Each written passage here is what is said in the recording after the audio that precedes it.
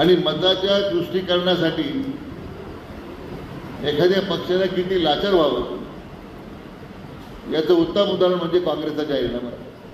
तर कालच काँग्रेस पक्षाचा जाहीरनामा पक्षानं जाहीर केला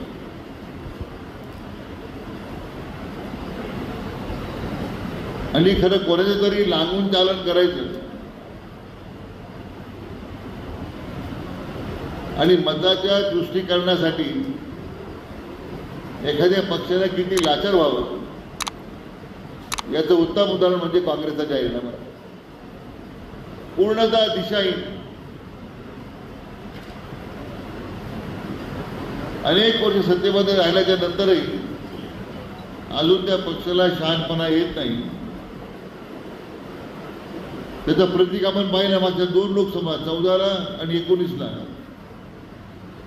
दोन्ही वेळा काँग्रेस पक्षाला फक्त 40 जागा मिळाल्या आणि तरी पक्षाची बौद्धिक दिवाळखोरी संपत नाही। तर देशात काय चाललंय, जनतेला काय हवंय याचं सुद्धा लोकांना भान नाही।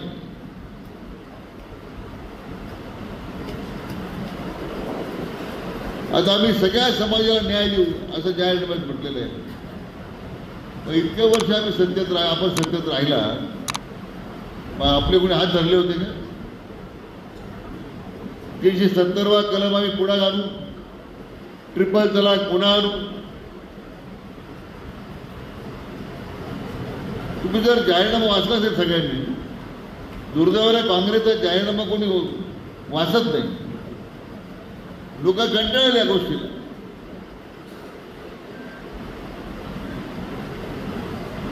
तुम्ही किती जाहीरनामे काढा, किती लोकांना सांगा, आता जनता त्यासाठी बोलणारी नाही। आता इंडिया आघाडी काढली, त्याचे सगळे पक्ष गोळा झाले, मला शरद पवारांसहित सगळे गोळा झाले। म्हणजे ज्या लोकांना स्वतःचे पक्ष सांभाळता येत नाही त्या देशाची आघाडी करायला निघालेल्या आहे। राजकारणातील प्रत्येक अचूक बातमीचे सर्वात आधी अपडेट्स मिळवण्यासाठी सरकारनामाच्या सर्व सोशल मीडिया प्लॅटफॉर्मला लाईक, फॉलो आणि सबस्क्राईब करा।